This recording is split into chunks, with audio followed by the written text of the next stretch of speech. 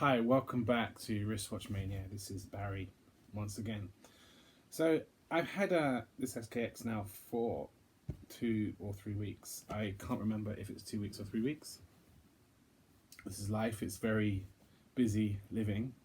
So I just wanted to give you some thoughts about what I think about the SKX, because it's a hugely hyped watch. It's now a hugely expensive watch for what it is.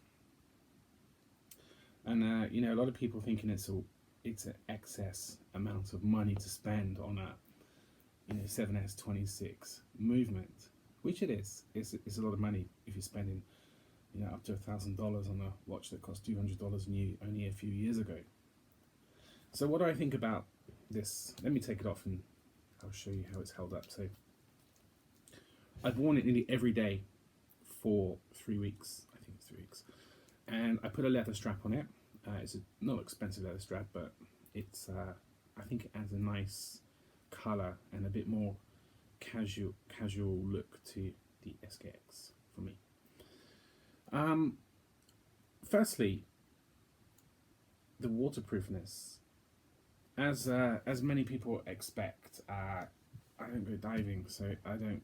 200 meters. It could be 200 meters. It could be 100 meters. Doesn't make any difference. All I know is that when I wash my hands, it still works. When I wash my car, it still works. So, it's like one of those things that you have that safety measure in place. So, you have a car, you have a BMW, top speed is limited to 155 miles per hour, but you can only drive 70. It's a bit like this watch. So it's got 200 meters of water resistance, but you're only going to wash your hands. So it's just nice to have. And, it's 10 years old. Is the gasket still going to be waterproof up to 200 meters? Probably not. So either way, it doesn't matter. If I was going to go diving with this watch, which I would not, I'd buy probably a Citizen ProMaster to go diving because it's cheap. And it doesn't matter if I break it, but this one I love. So I don't want to break it. What else can I say about it? I mean, the bezel's still nice. I was worried about scratching the bezel, but I have not done it. I did it on my Casio Duro on the second day. It's quite easy to scratch, but this one held up pretty good. The other thing I like about it, which is something that I didn't initially say at the start, is it's not Seiko 5. I have other Seiko 5 watches, and I tend to think of them as budget. So you have Grand Seiko, which is the Lexus to Toyota, and you have the Seiko, which is a Toyota, and you have Seiko 5, which to me is like a supermarket own brand product. It is it's a cheap product that's there to enable people who can't afford the normal one to buy something that is similar to the midline products that they want to buy. So I'm not hating on Seiko 5s at all. I have some. But I always prefer just a normal Seiko if I can. And this one just has Seiko Automatic stamped on it. And that's something that I didn't think I was going to care about that, but I do. It makes a difference to me. I enjoy it more because it doesn't say Seiko 5 on it. What else can I say? I mean, these watches you've seen a million times. You know how big they are. You know how heavy they are. You know how accurate the movement is. Which is not very accurate actually. This one is off by about 40 seconds a day, up to a minute a day. It's crazy. Definitely needs regulating. So if I can be bothered one day to buy a time grapher and a screwdriver to go in the back of it and experiment with how to do that, I'll do that. But whoa, that's great. So what do I think? Is it worth what I paid for it? I paid $300. Is it worth $300? Oh yes. I have other watches. I have the Seiko Tic Tac, which is a beautiful watch.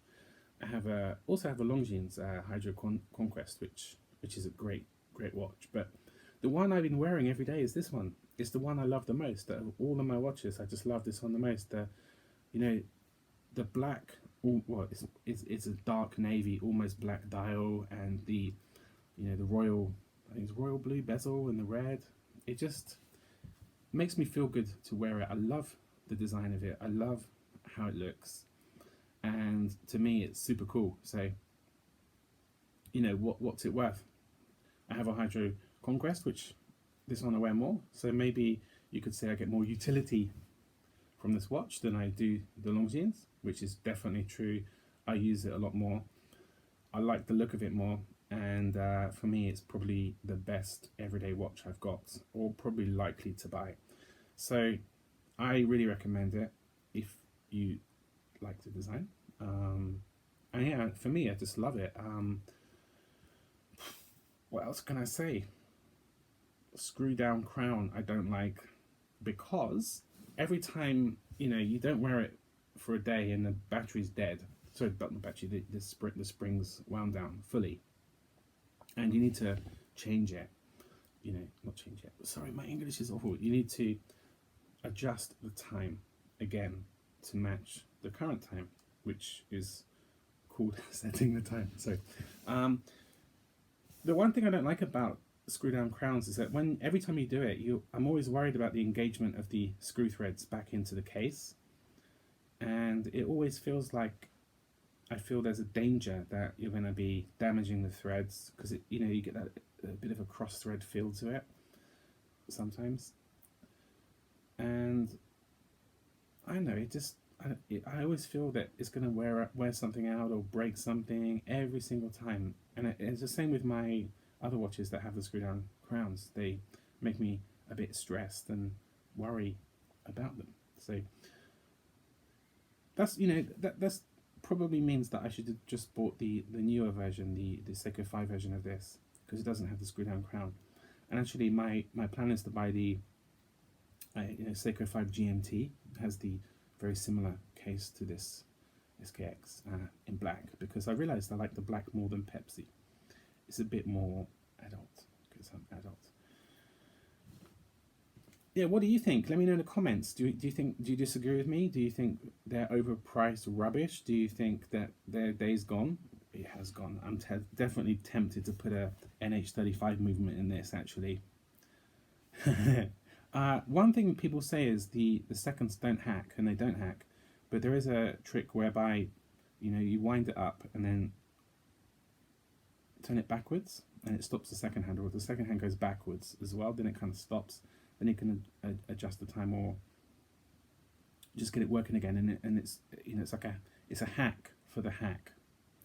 So you can hack the hack, so that's not really an issue. But I just feel the 7S26 is super budget movement. Its days gone, and you can buy basically the 4R36 equivalent NH35 and stick it in here just for the price of an adjustable. Not adjustable. You need to get a crown that fits, and the stem. Sorry if I'm not using the right words, because I don't know the words. I'm not a watchmaker, but yeah, it's definitely something to consider. I'm not a modder, but modding the movement of the 7S26 is definitely something I'm thinking about.